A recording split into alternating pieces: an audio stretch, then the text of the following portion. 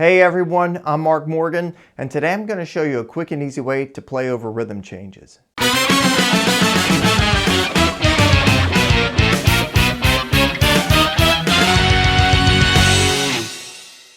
For those of you who aren't familiar with what rhythm changes is, it's the chord progression to George Gershwin's tune, I Got Rhythm. I got rhythm, I got music, I got my man who could ask for anything more. Besides the blues, this is the most common chord progression played in jazz. Countless numbers of jazz melodies, called contrafacts, have been written over this progression. Before we dive into rhythm changes, I highly suggest checking out my video on playing in the jazz style. Now we can go into all the theory behind this chord progression and the scales to play over it, but if you aren't playing in the style correctly, it's just not going to sound authentic. The form of rhythm changes is a typical 32-bar song form, A-A-B-A. Meaning that you have 8 bars of the melody, the first A section, then those 8 bars repeated, which is the second A section, followed by an introduction of new material for 8 bars, the B section or bridge, then a final repeat of the A section for 8 bars. Knowing the form of rhythm changes is important because it will help you keep your place while you're improvising over it. Now let's take a look at the chord progression.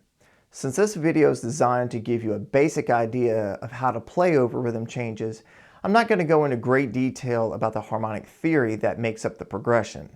That is such an in-depth topic and deserves its own video and explanation.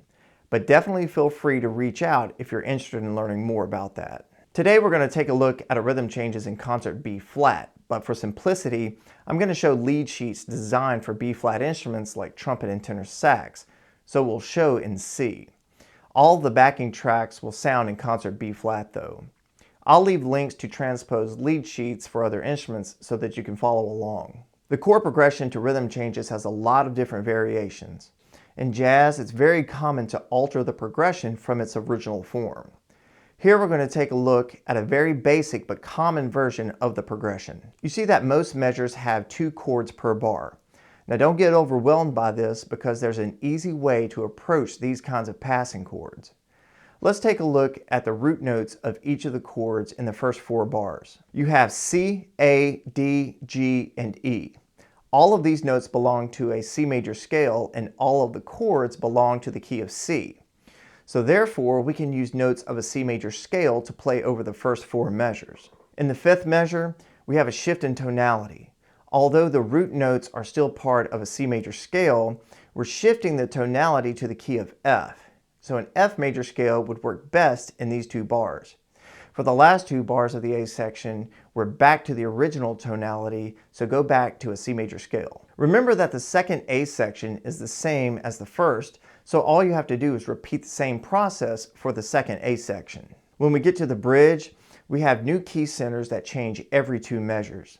The bridge is made up of a series of dominant chords that move in a cycle of fourths, meaning that every time the chord changes, it does so by an interval of a perfect fourth.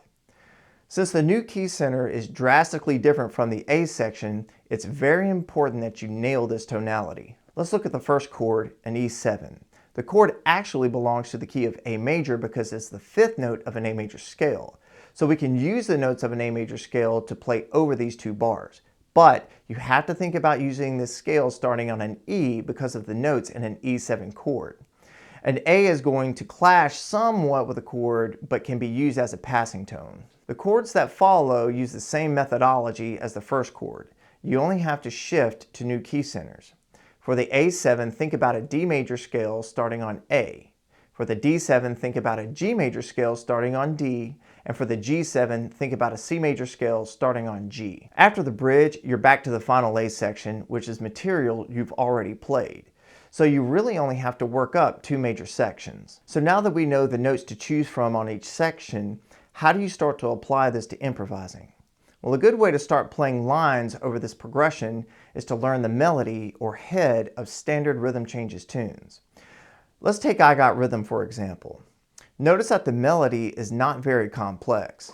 In fact, the A section is only made up of 6 different notes. The B section is only made up of 5 notes. So you don't have to play a flurry of notes to make great lines. In fact, you can use the melody as a basis for a solo, adding some embellishment to it.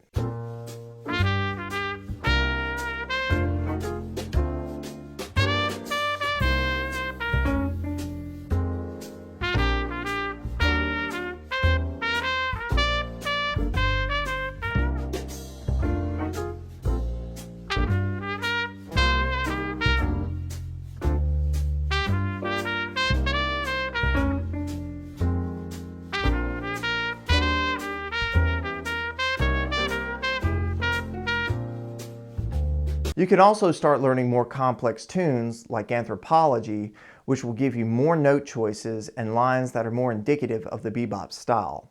I'll leave a list of rhythm changes tunes to listen to in the description box below. Now, improvising is not playing up and down scales, but we use the notes of scales to make up our lines. It's important to remember that we improvise in keys, not scales. Practice improvising alone without a backing track with each of the scales individually. Once you become comfortable improvising in these keys, start applying it with a backing track.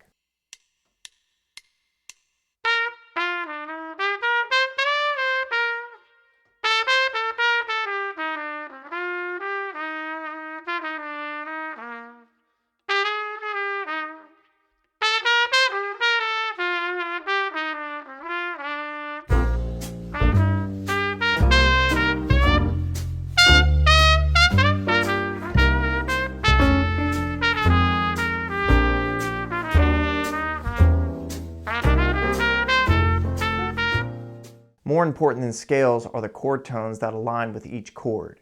Chord tones are notes that make up a chord. The main chord tones are the first, third, fifth, and seventh notes of a scale. Take a C major 7 chord for example. The scale associated with that is a C major scale. The first note of a C major scale is the C. The third note is an E, the fifth note is a G, and the seventh note is a B. These are the chord tones of a C major 7 chord. These are the notes that you want to highlight when playing your lines in this tonality. Now, this is a more in-depth topic of its own, and again, feel free to get in touch if you want to learn more about these, but there are numerous resources online that will explain chord tones in detail. The melody to Rhythming by Thelonious Monk starts out using the chord tones of C major in the first bar and D minor in the second bar. This is a great way to practice playing chord tones associated with each chord. I'll leave a link in the description box below to a free book that has an explanation of chord tones and how to figure out each one in rhythm changes.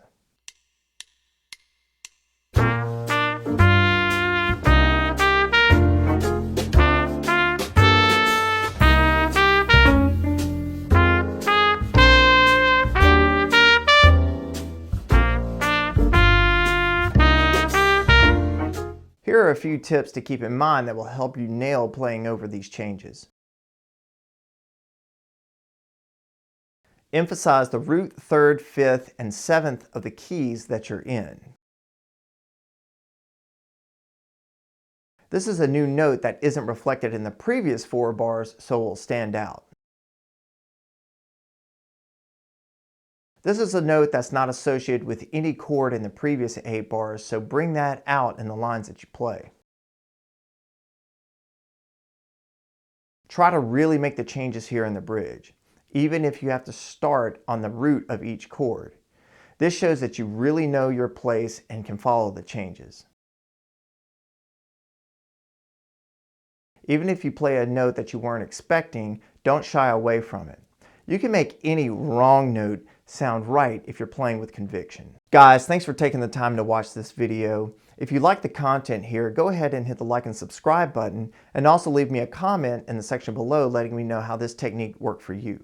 Until next time, keep practicing, and I'll see you soon with another quick and easy trumpet tip.